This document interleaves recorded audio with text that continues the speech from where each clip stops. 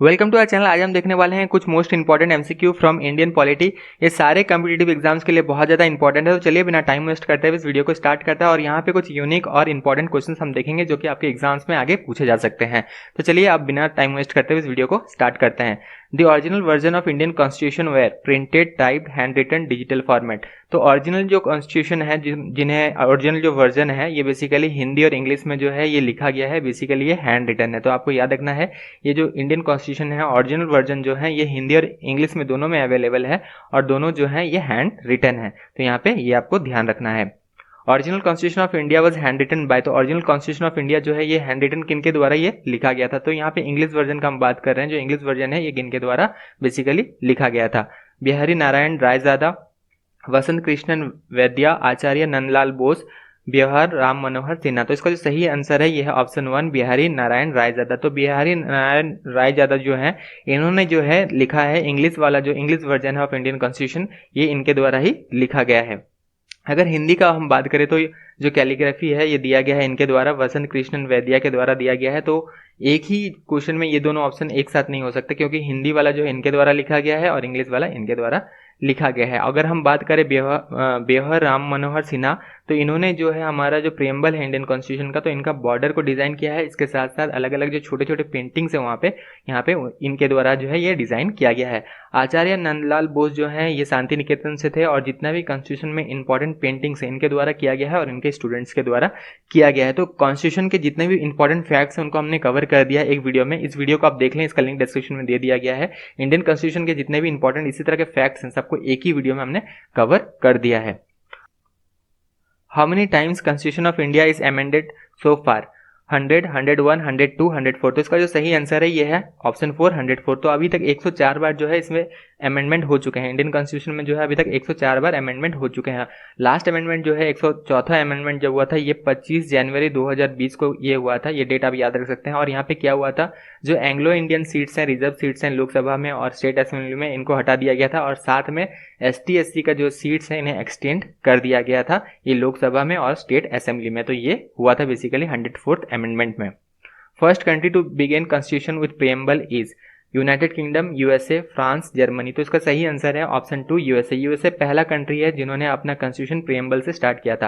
और हमारा भी जो कॉन्स्टिट्यूशन है प्रीएम्बल जो है हमारे कॉन्स्टिट्यूशन में ये भी इंस्पायर्ड है फ्रॉम कॉन्स्टिट्यूशन ऑफ USA। तो हमारा जो प्रीएम्बल है ये भी बेसिकली USA से ही लिया गया है। तो प्रीएम्बल जो है प्रीएम्बल से स्टार्ट करने वाला जो कंट्री है जिन्होंने अपना कॉन्स्टिट्यूशन प्रीएम्बल से स्टार्ट किया था वो है USA। पहले प्रीएम्बल उसके बाद पूरा constitution. Allocation of seat in Rajya Sabha to state and union territory is laid down in which schedule of the constitution? तो कौन से स्केड्यूल में जो है मेंशन है? देखिए टोटल जो है 12 स्केड्यूल्स हैं इंडियन कॉन्स्टिट्यूशन में और सबको हमने कवर कर दिया है। इस पर भी एक स्पेसिफिक वीडियो बना दिया। बेसिकली आप हमारे स्टैटिक जीके की प्लेलिस्ट में चले जाएं, वहाँ पे आपको सारे जो है इस तरह के छोटे छोटे वीडियोस मिल जाएंगे जो कि बहुत ज़्यादा इंपॉर्टेंट है। स्टैटिक जीके का प्लेलिस्ट का लिंक इस वीडियो के डिस्क्रिप्शन में हम आपको दे देंगे, जहाँ जाकर आप सारे इंडियन पॉलिटी के रिलेटेड जो है इंपॉर्टेंट छोटे छोटे वीडियोस हैं उन्हें देख सकते हैं। तो यहाँ ऑप्शन देख लेते हैं, 7 schedule, 6 schedule, 5th schedule, 4th schedule. तो इसका जो सही आंसर है ये है ऑप्शन नंबर 4 4th स्केड्यूल। तो 4th स्केड्यूल में जो है allocation of seat of Rajya Sabha to state and union territories में यहाँ पे जो है ये मेंशन किया गया। तो 4th स्केड्यूल में ये सारी चीज़ें मेंशन किए गए हैं कि कितने सीट्स जो है अलग अलग स्टेट्स को दिए जाएंगे और यूनियन टेरिटरी को दिए जाएंगे राज्यसभा में। Who is leader of house in Lok Sabha? Prime minister, speaker, attorney general, leader of opposition. तो इसका जो सही आंसर है यह है ऑप्शन 1 प्राइम मिनिस्टर। तो प्राइम मिनिस्टर बेसिकली ये लीडर ऑफ हाउस होते हैं, आप लोकसभा बाय डिफॉल्ट होते हैं। यानी कि अगर प्राइम मिनिस्टर मेंबर हैं लोकसभा का तब ये लीडर ऑफ हाउस होंगे। इट्स श्योर, ये पक्का है क्योंकि बाय डिफॉल्ट ये जो है लीडर ऑफ हाउस होता है। लेकिन अगर प्राइम मिनिस्टर मेंबर नहीं है लोकसभा का तो ये नॉमिनेट करते हैं उनके चीफ को, जो इनके पार्टी के चीफ होंगे। जैसे एक एग्जांपल से समझ लेते हैं अभी। जैसे अभी अगर हम बात करें तो लोकसभा में लीडर ऑफ हाउस कौन होंगे? ये होंगे नरेंद्र मोदी, ठीक है। लेकिन अगर हम कांग्रेस के टाइम में बात करें तो उस दौरान जो है ये मनमोहन सिंह जो थे ये प्राइम मिनिस्टर थे, लेकिन वो नहीं थे, लोकसभा के जो है मेंबर नहीं थे। इसी वजह से जो है सोनिया गांधी जो थी ये थी यहाँ पे लीडर ऑफ हाउस। अगर हम बात करें राज्यसभा में क्या होगा, तो राज्यसभा में अगर हम बात करें तो जो प्राइम मिनिस्टर हैं यही नॉमिनेट करते हैं राज्यसभा में लीडर ऑफ हाउस कौन होगा। तो यहाँ पे सब कुछ आपको क्लियर हो गया होगा। Rajya Sabha has no representation in which of the following financial committee, तो इनमें से कौन सा फिनेंशियल कमेटी में राज्यसभा का कोई रिप्रेजेंटेशन नहीं है। देखिए फिनेंशियल कमेटी बहुत ज़्यादा इंपॉर्टेंट है, एसएससी रेलवे में तो ये क्वेश्चन यहाँ से बनता ही है। जैसे बहुत सारे कमेटीज़ हैं, स्टैंडिंग कमेटी के अंदर आता है फिनेंशियल कमेटी, और इसमें जो है अलग अलग कमेटीज़ आते हैं, 3 अलग अलग कमेटीज़ आते हैं। ये 3 कमेटी यहाँ पे मेंशन भी है, public account committee, estimate committee, committee of public undertaking, ये सारे कमेटी बहुत ज़्यादा इंपॉर्टेंट है। तो बस ध्यान से 5 मिनट आप सुनिएगा, सारे चीज़ यहाँ पे हम डिस्कस कर देंगे और आपको लाइफ टाइम में कभी ये दोबारा नहीं पढ़ना पड़ेगा। ये फाइनेंशियल कमेटी एक बार जरूर आप ध्यान से सुन लेना। तो पहले इसका आंसर बता देते हैं। तो इसका आंसर जो है ये है estimate committee. Estimate committee basically यहाँ पे 30 मेंबर्स होते हैं और ये सारे मेंबर जो है लोकसभा से ही जो है इन्हें चुना जाता है, राज्यसभा से यहाँ पे कोई नहीं होता, तो याद रखना। और बहुत बार क्वेश्चन बना है कि पार्लियामेंट में सबसे बड़ा कमेटी कौन सा है, तो ये एस्टिमेट कमेटी है जहाँ पे 30 मेंबर्स होते हैं इस कमेटी में। अब बात करते हैं पब्लिक अकाउंट कमेटी। देखिए पब्लिक अकाउंट कमेटी में कितने मेंबर्स होते हैं, यहाँ पे टोटल 22 मेंबर्स होते हैं, जिसमें से 15 लोकसभा से होते हैं और बाकी 7 जो होते हैं ये राज्यसभा से होते हैं, याद रखना। और उसके साथ कमेटी ऑफ पब्लिक अंडरटेकिंग यहाँ पे भी 22 मेंबर्स होते हैं और 15 लोकसभा से होते हैं और 7 राज्यसभा से होते हैं। अब क्वेश्चन बनता है कि इनका टर्म कितना है, तो हर यहाँ पे जितना भी कमेटी है, तीनों कमेटी जो है इंपॉर्टेंट है, सबका टर्म 1 ईयर है, ये याद रखना। अगर पूछ लिया जाए पब्लिक अकाउंट कमेटी का टर्म कितना का होता है, टेन्योर कितना साल का होता है, तो 1 साल का ही होता है।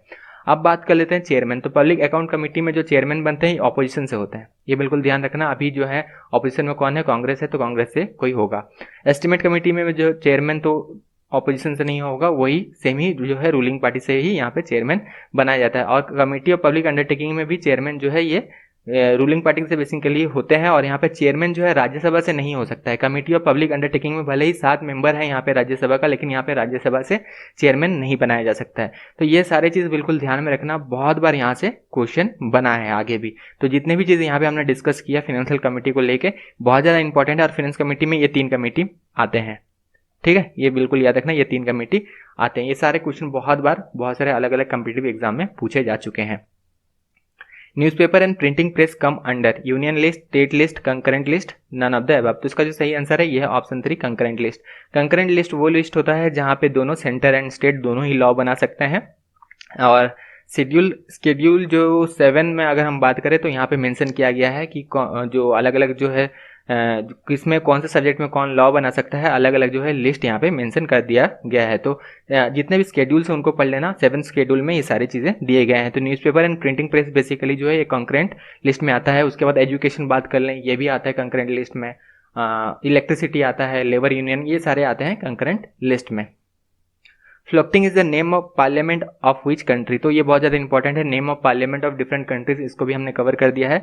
स्टैटिक जीके के प्लेलिस्ट में ये भी वीडियो आपको मिल जाएगा। तो फ्लोटिंग जो है ये कौन से कंट्री का पार्लियामेंट का नाम है, नॉर्वे, फ्रांस, डेनमार्क, स्वीडन। तो इसका सही जवाब है ये है ऑप्शन 3 डेनमार्क। तो डेनमार्क जो है इनका जो पार्लियामेंट का नाम है ये क्या है, ये है फ्लोटिंग। तो अलग अलग पार्लियामेंट का, अलग अलग कंट्री के जो पार्लियामेंट का नेम है ये बहुत बार बहुत सारे एग्जाम में आ चुका है, ये आपको भी पता है। तो इंपॉर्टेंट टॉपिक है, इन्हें भी देख लेना स्टैटिक जीके की प्लेलिस्ट में जाके। प्लेलिस्ट का लिंक डिस्क्रिप्शन में आपको मिल जाएगा। State election commissioner is appointed by. तो स्टेट इलेक्शन कमिश्नर जो है किनके द्वारा अपॉइंट किया जाता है, ऑप्शन देख लेते हैं। President of India, chief justice of high court, governor, chief minister. तो इसका जो सही जवाब है यह है ऑप्शन 3 गवर्नर। गवर्नर जो है उस पर्टिकुलर स्टेट के जो गवर्नर हैं ये बेसिकली अपॉइंट करते हैं स्टेट इलेक्शन कमिश्नर को। यहाँ पे ध्यान में रखना, स्टेट इलेक्शन कमिश्नर को जो है अपॉइंट करते हैं गवर्नर, उसी स्टेट के जो है गवर्नर अपॉइंट करते हैं। अगर हम बात करें इंडिया का जो है चीफ इलेक्शन कमिश्नर कौन है, तो कौन है नहीं, बेसिकली कौन अपॉइंट करता है इन्हें, तो ये जो है प्रेसिडेंट ऑफ इंडिया जो है ये election commissioner and chief election commissioner जो है इन्हें अपॉइंट करते हैं। लेकिन स्टेट में अगर हम बात करें तो गवर्नर अपॉइंट करते हैं। वीडियो कंटिन्यू जरूर करेंगे, लेकिन एक इंपॉर्टेंट बात यहाँ पे आपसे कर लेते हैं कि हाल ही में जो है हमने रिसेंटली अपना एक टेस्ट सीरीज लॉन्च किया है। ये जनरल अवेयरनेस टेस्ट सीरीज है। हर टेस्ट सीरीज में आपको 40 क्वेश्चन मिल जाएंगे। जितने भी स्टूडेंट रेलवे के एग्जाम देने वाले हैं, एनटीपीसी वाले, ये टेस्ट सीरीज ले सकते हैं। आपके CBT 1 में जो है 40 क्वेश्चन पूछे जाएंगे जनरल अवेयरनेस से। इसमें क्यों आपको लेना है टेस्ट सीरीज वो भी मैं आपको बता देता हूँ। देखिए जितने भी प्रीवियसली रेलवे का एग्जाम हुआ है सारे एग्जाम्स को एनालिसिस करने के बाद टेस्ट सीरीज को बनाया गया है। यानी कि रेलवे का जो बेसिक लेवल है, जिस लेवल का क्वेश्चन पूछा जाता है वही लेवल का क्वेश्चन आपको इस टेस्ट सीरीज में देखने मिलेगा। टोटल 2000 क्वेश्चन आप यहाँ पे प्रैक्टिस कर सकते हैं। हर टेस्ट सीरीज में आपको 40 क्वेश्चन मिल जाएगा, यानी कि एग्जाम से पहले ही एग्जाम का एक्सपीरियंस आपको यहाँ पे मिल जाने वाला है। और रेलवे ग्रुप डी वाले भी स्टेट सीरीज को ले सकते हैं, क्योंकि उनको भी 40-45 क्वेश्चन उनका भी आएगा जो ग्रुप डी वाले देने वाले हैं। और यहाँ पे रेलवे का जब हमने क्वेश्चन जितने भी थे एनालिसिस किया, तब ये पता चला कि लेवल यहाँ पे चेंज नहीं होता है। लेवल कोई भी एग्जाम हो, रेलवे का लेवल यहाँ पे सेम रहता है, तो हर कोई इसे ले सकता है जो भी रेलवे का एग्जाम देने वाला है। और ये जो है जनरल अवेयरनेस टेस्ट सीरीज है, इसका लिंक डिस्क्रिप्शन में दे दिया गया है, जहाँ पर जाकर आप इस टेस्ट सीरीज को खरीद सकते हैं। सिर्फ 99 रुपीज़ यहाँ पे कॉस्ट रखा गया ताकि हर एक स्टूडेंट यहाँ पे इस टेस्ट सीरीज को ले पाए। तो टेस्ट सीरीज जरूर लेना जितने भी स्टूडेंट रेलवे के एग्जाम देने वाले हैं। एक बार आप 99 रुपीज़ पे कर देते हैं, उसके बाद अपना ईमेल चेक कर लेना, वहाँ पर जाकर आप इस फाइल को डाउनलोड कर सकते हैं। आपके पास कोई भी डिवाइस हो, मोबाइल हो, लैपटॉप हो, कंप्यूटर हो, आप वहाँ पे इसे डाउनलोड कर सकते हैं, कोई दिक्कत नहीं है। वैलिडिटी सब्सक्रिप्शन का कोई यहाँ पे सीन नहीं है, सिंपली फाइल को डाउनलोड करें और टेस्ट सीरीज आप दे सकते हैं। चलिए अब आगे बढ़ते हैं वीडियो के साथ। A bill passed by parliament can become act only receives the assent of speaker, chairman of Rajya Sabha, president, prime minister. तो इसका जो सही जवाब है यह है ऑप्शन 3 प्रेसिडेंट। तो एक बिल जो पास किया जाता है, एक बिल जब भी पास किया जाता है पार्लियामेंट से, तो एक्ट कब बनेगा, जब ये रिसीव करेगा एसेंट फ्रॉम प्रेसिडेंट। तो ये बिल्कुल ध्यान में रखना। Who act as chancellor of university in states, तो स्टेट में जो यूनिवर्सिटीज है इनके चांसलर के रूप में जो है यहाँ पे कौन एक्ट करते हैं, president, chief minister, advocate general, governor. तो गवर्नर जो है ये एक्चुअली एक्ट करते हैं चांसलर, और वाइस चांसलर जो है इनके द्वारा ही अपॉइंट किया जाता है। बहुत बार क्वेश्चन बनता है वाइस चांसलर जो है यूनिवर्सिटी का एक कौन अपॉइंट करते हैं, तो गवर्नर जो है अपॉइंट करते हैं। और चांसलर ऑफ द यूनिवर्सिटी, कोई भी स्टेट यूनिवर्सिटी, अगर एक स्टेट में 40 यूनिवर्सिटीज हैं तो ये सारे यूनिवर्सिटीज के जो चांसलर होंगे ये गवर्नर ही होंगे। तो ये बिल्कुल याद रखना, ये क्वेश्चन बहुत बार रिपीट हो चुका है। Who is the chief law officer of government of India, तो चीफ लॉ ऑफिसर कौन है गवर्नमेंट ऑफ इंडिया का, solicitor general, attorney general, advocate general, controller and auditor general. तो यहाँ पे जो chief law officer, highest law officer भी बहुत बार पूछा जाता है, या चीफ लॉ ऑफिसर पूछा जाता है, क्वेश्चन काफी बार पूछा जा चुका है। तो ये जो है अटॉर्नी जनरल जो है इनको कहा जाता है chief law officer of government of India. तो ये बिल्कुल ध्यान में रखना, चीफ लॉ ऑफिसर अगर पूछा जाए गवर्नमेंट ऑफ इंडिया का तो ये होंगे attorney general. Second highest officer अगर पूछा जाए तो ये होंगे सॉलिसिटर जनरल, ठीक है। तो अटॉर्नी जनरल के बाद सेकंड लॉ ऑफिसर अगर आप बात किया जाए, सेकंड हाईएस्ट लॉ ऑफिसर जो होंगे ये होंगे सॉलिसिटर जनरल। अगर पूछा जाए chief law officer of state, यहाँ पे सब क्लियर आपको कर देते हैं ताकि सब क्लियर रहे यहाँ पे आपके। तो chief law officer of state अगर पूछा जाए तो ये एडवोकेट जनरल होगा, ठीक है।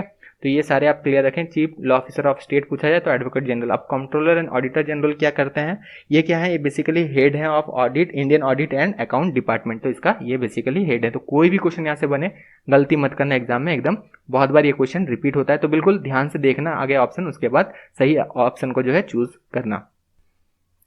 Centre and state can make law on subject of concurrent list in case of conflict whose law is prevail, supreme court, centre, state, parliament. तो इसका जो सही जवाब है यह है सेंटर।